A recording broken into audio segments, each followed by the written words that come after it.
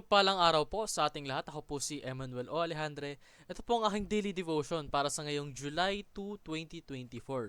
And for today, we are going to talk about discovering our God-given mission. Ngayon, ano nga ba ang God-given mission? Ito po yung mission na binigay sa atin ng ating Panginoon na dapat nating makamit sa kabuuan ng ating buhay. And typically, yung mission po na to is connected sa kung ano yung blessings or skills na ibinigay sa atin ng ating Panginoon.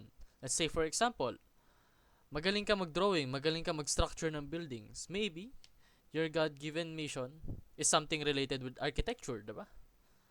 Maybe, your skill will be used so that multiple houses will be built in a beautiful standard, in high quality, no? Pwede rin yon. Kumbaga, sinasabi natin na yung God-given mission, typically, mahanap natin kapag na-discover natin yung sarili natin, kung ano yung strengths natin, kung saan tayo malakas, kung saan tayo biniyayaan ng kalakasan ng ating Panginoon. And, base na rin sa pinag-usapan natin kahapon, we established na tayong mga tao, natural lang na onti lang yung panahon natin sa mundong ibabaw. We have a limited period of time here on earth. Therefore, a limited period of time to discover and as well as perform our God-given mission. For today, we are going to talk about the verse of Job chapter 14 verse 5, which says, "A person's days are determined. You have decreed the number of his months and have set limits he cannot exceed." Sa Tagalog, sa simula pa itinakda na ang kanyang araw. At bilang na rin ang kanyang mga buwan. Nilagyan mo na siya ng hangganan na hindi niya kayang lampasan. Sinasabi po rito na God, ang ating Panginoon, ay na-establish na kung gaano tayo katagal mamumuhay sa mundong ito. He has already planned this ahead of time bago pa man tayo makonceive ng ating mga magulang, no? Meron na agad tayong given specific period of time para mamuhay. And established na kung kailan tayo ipapanganak at kung kailan tayo kukuhanin muli ng ating Panginoon. Marami po tayong madidiscover sa verse na to. Unang-una, God ordained the number of our days.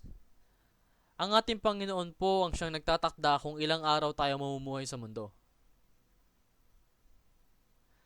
For He is all-knowing. Alam niya kung anong nakabuti sa atin. Alam niya kung paano may establish yung plan niya in a way na madedevelop tayong lahat. He already has a plan set for us even before we were born. Pangalawa po, God set a limit we cannot exceed.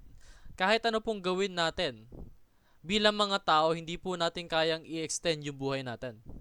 Kung ano po yung itinakda sa atin ng Panginoon, ng oras natin, yun na po talaga yun. He has already set this on stone. Hindi na pwedeng baguhin ng kahit sino man. Dahil siya ang nagtakda nun. Our almighty and wonderful God, no? Pangatlo po, God desires a life for us worth living. Ngayon, maaaring sabihin mo, ang brutal naman nun or very discouraging na malalaman mo kahit anong gawin mo, hindi na nag-exceed yung buhay mo sa plano ng Panginoon. Pero, lagi po nating tatandaan na yung buhay na iniaalay sa atin ng Panginoon is a life worth living. Ito po yung pamamaraan ng pamumuhay kung saan magiging fulfilled tayo as long as naniniwala tayo, nananampalataya tayo at sumusunod tayo sa plano ng ating Panginoon. Yun lang po. Kasi once we put our faith in Him, we fully trust Him na siya na ang bahala sa ating buhay. He has this plan set up for us so that we can live beautifully as one of His faithful believers, no? Lalong-lalo na kasi pinagpapala po ng Panginoon ang mga sumusunod sa Kanya, ang mga nananampalataya sa Kanya, ang mga nagpapalaganap sa Kanyang mga salita. We are all blessed kapag ginawa po natin yon. Now, how do we apply that, no? How can we be deserving or how can we be someone that faithfully follows God? Unang-una po, let's draft a long-term life plan. i-envision na po natin kung ano yung gagawin natin sa ating buhay. Kung ano yung magiging end goal natin as humans. We can do that by discovering our God-given mission na nabanggit ko rin na may related sa kung ano mang skills yung ipinaloob sa atin ng ating Panginoon. Kung saan ka nag-excel, most likely, that's where you are assigned to. And you should do your role perfectly, beautifully. No? Pangalawa, let's have a day-to-day plan.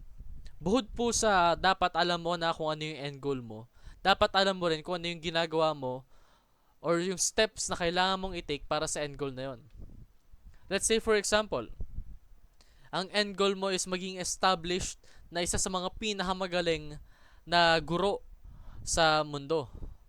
Now, you need to set rules for yourself in a day-to-day basis para makamit mo yung end goal na yon. Kasi binigyan ka na ng ability ng ating Panginoon, therefore, you should make a plan around that ability. For example, kung gusto mo maging established na guro, expand your knowledge. Araw-araw kang maghanap ng mga maaari mo pang i-share sa ibang tao. Not just weekly, not just monthly, every day. You should be doing something significant that helps towards your end goal. Your long-term life plan, no? And huli po, let's commit to our God-given mission. Yung mission po na binigay sa atin ng Panginoon, binigay niya po sa atin yan because He has already given us the ability to perform that mission. Kumbaga, hindi niya yan ibibigay kung alam niyang hindi natin kaya. Binigay niya yan kasi alam niyang we can do it. Ang kailangan lang is we need to be determined, we need to be loyal, we need to be hardworking towards that goal. And we will surely achieve success kasi yan po ang plano para sa atin ng ating Panginoon. He wants us to triumph. Kaya He paves this way full of challenges, full of hurdles para pagdating po natin dun sa finish line, we are well-established people. People na kapag napansin ng kapwa nila, alam nilang Jesus is with them. They are guided by God. They are followers of God.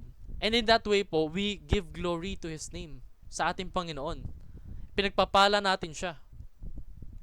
Whenever we commit to this God-given mission and we successfully perform them, yun po yung mahalaga eh. Yun po yung magbibigay sa atin ng fulfillment bilang mga faithful believers of God.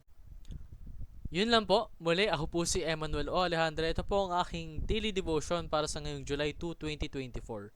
Maraming salamat po sa pakikinig. Pagpalain po tayong lahat and let us all give glory to our God.